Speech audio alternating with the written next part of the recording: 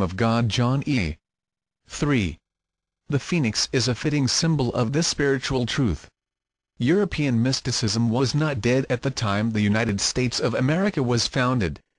The hand of the mysteries controlled in the establishment of the new government, for the signature of the mysteries may still be seen on the Great Seal of the United States of America.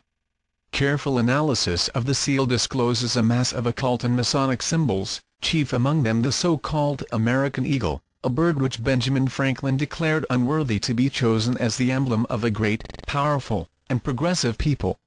Here again only the student of symbolism can see through the subterfuge and realize that the American eagle upon the Great Seal is but a conventionalized phoenix, a fact plainly discernible from an examination of the original seal.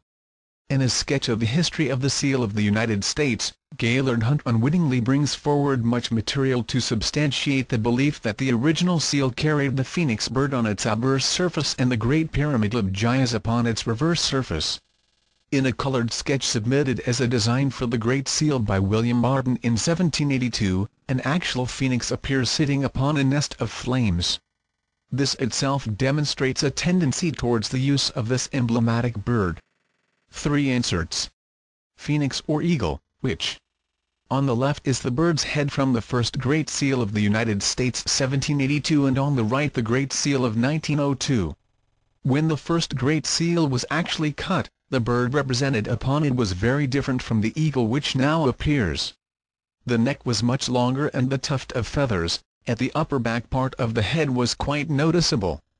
The beak bore little resemblance to that of the eagle, and the entire bird was much thinner and its wings shorter. It requires very little imagination to trace in this first so-called eagle the mythological phoenix of antiquity.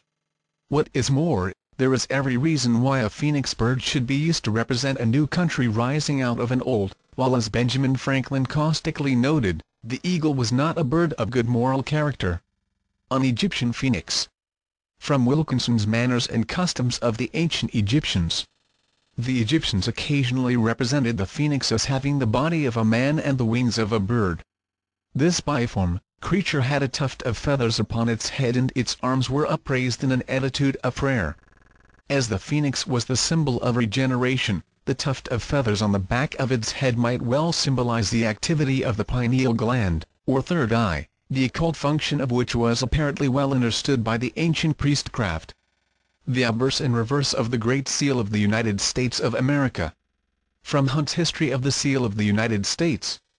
The significance of the mystical number 13, which frequently appears upon the Great Seal of the United States, is not limited to the number of the original colonies. The sacred emblem of the ancient initiates, here composed of 13 stars, also appears above the head of the eagle. The motto, E pluribus unum, contains 13 letters, as does also the inscription, Annuit Coptus. The eagle clutches in its right talon a branch bearing 13 leaves and 13 berries and in its left a sheaf of 13 arrows.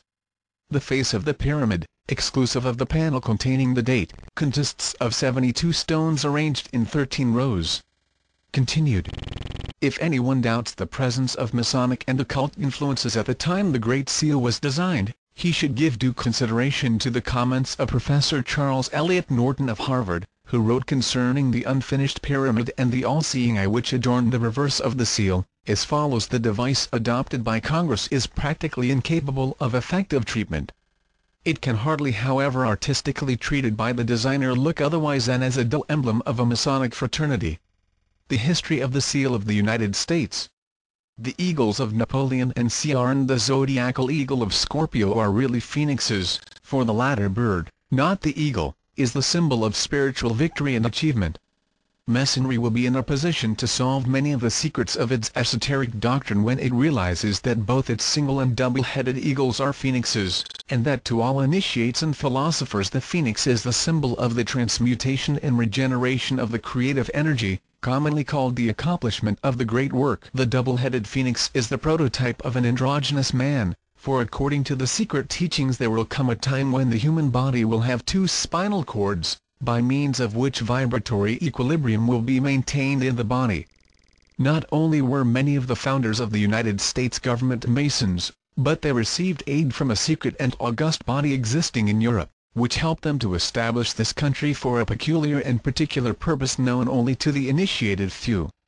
The Great Seal is the signature of this exalted body, unseen and for the most part unknown, and the unfinished pyramid upon its reverse side is a trestle board setting forth symbolically the task to the accomplishment of which the United States government was dedicated from the day of its inception. Animals.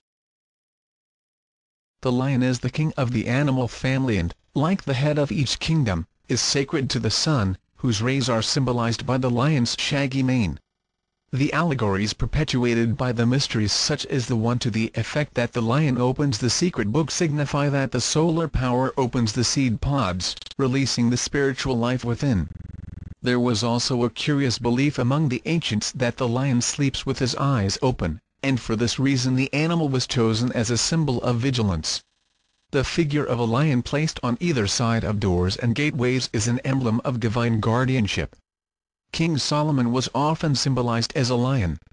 For ages the feline family has been regarded with peculiar veneration. In several of the mysteries, most notably the Egyptian, the priests wore the skins of lions, tigers, panthers, pumas, or leopards. Hercules and Samson, both solar symbols, slew the lion of the constellation of Leo and robed themselves in his skin, thus signifying that they represented the sun itself when at the summit of the celestial arch. At Bubastis in Egypt was the temple of the famous goddess Bast, the cat deity of the Ptolemies. The Egyptians paid homage to the cat, especially when its fur was of 3 shades or its eyes of different colors. To the priests the cat was symbolic of the magnetic forces of nature, and they surrounded themselves with these animals for the sake of the astral fire which emanated from their bodies. The cat was also a symbol of eternity, for when it sleeps it curls up into a ball with its head and tail touching. Among the Greeks and Latins the cat was sacred to the goddess Diana. The Buddhists of India invested the cat with special significance, but for a different reason. The cat was the only animal absent at the death of the great Buddha, because it had stopped on the way to chase a mouse. That the symbol of the lower astral forces should not be present at the liberation of the Buddha is significant. Regarding the cat, Herodotus says, whenever a fire breaks out, cats are agitated with a kind of divine motion, which they that keep them observe, neglecting the fire. The cats, however, in spite of their care, break from them, leaping even over the heads of their keepers to throw themselves into the fire. The Egyptians then make great mourning for their death. If a cat dies a natural death in a house, all they of that house shave their eyebrows. If a dog, they shave the head and all the body. They used to embalm their dead cats, and carry them to Bubastis to be interred in a sacred house. Montfaucon's Antiquities. The most important of all symbolic animals was the apis, or Egyptian bull of Memphis, which was regarded as the sacred vehicle for the transmigration of the soul of the god Osiris. It was declared that the apis was conceived by a bolt of lightning, and the ceremony attendant upon its selection and consecration was one of the most impressive in Egyptian ritualism. The apis had to be marked in a certain manner. Herodotus states that the bull must be black with a square white spot on his forehead, the form of an eagle, probably a vulture, on his back, a beetle upon under his tongue, and the hair of his tail lying 2 ways. Other writers declare that the sacred bull was marked with 29 sacred symbols, his body was spotted, and upon his right side was a white mark in the form of a crescent. After its sanctification the apis was kept in a stable adjacent to the temple and led in processionals through the streets of the city upon certain solemn occasions. It was a popular belief among the Egyptians that any child upon whom the bull breathed would become illustrious. After reaching a certain age, 25 years, the apis was taken either to the river Nile or to a sacred fountain. Authorities differ on this point, and drowned, amidst the lamentations of the populace. The mourning and wailing for his death continued until the new apis was found, when it was declared that Osiris had reincarnated, whereupon rejoicing took the place of grief. The worship of the bull was not confined to Egypt, but was prevalent in many nations of the ancient world. In India, Nandi, the sacred white bull of Siva, is still the object of much veneration, and both the Persians and the Jews accepted the bull as an important religious symbol. The Assyrians, Phoenicians, Chaldeans, and even the Greeks reverenced this animal, and Jupiter turned himself into a white bull to abduct Europa. The bow is a powerful phallic emblem signifying the paternal creative power of the demiurgus.